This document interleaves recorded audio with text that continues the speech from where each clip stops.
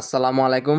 আজকে একটা গুরুত্বপূর্ণ বিষয় নিয়ে কথা বলতেছি যে কাপল ব্লগাররা যা শুরু করছে, মানে একের পর এক বউ দিয়ে ব্যবসা তো শুরু করছি, তারপরে আবার হচ্ছে বউ ছাড়তেছে, বউ আনতেছে, মানে এরকম একটা শুরু করছে।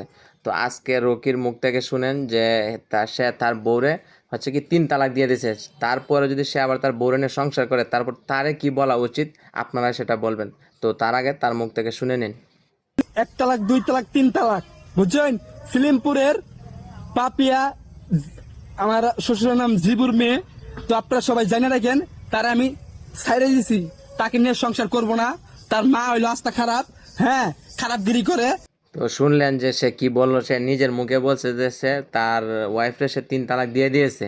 হ্যাঁ, তার শাশুড়ি খারাপ, তার ওয়াইফ খারাপ। তো তার পরবর্তীতে যদি সে সে আবার তার ওয়াইফরে নিয়ে সংসার করে বা আবার নিয়ে আসে, তাহলে বুঝতে হবে যে তার ওয়াইফ যত খারাপ, তার শাশুড়ি যত খারাপ, তার চেয়ে বেশি খারাপ হচ্ছে রকি, তার চেয়ে বেশি খারাপ হচ্ছে যারা কাপল ব্লগার, যে আচ্ছা কাপল বউ নিয়ে এভাবে ব্যবসা করে, তারা হচ্ছে সবচেয়ে বেশি খারাপ।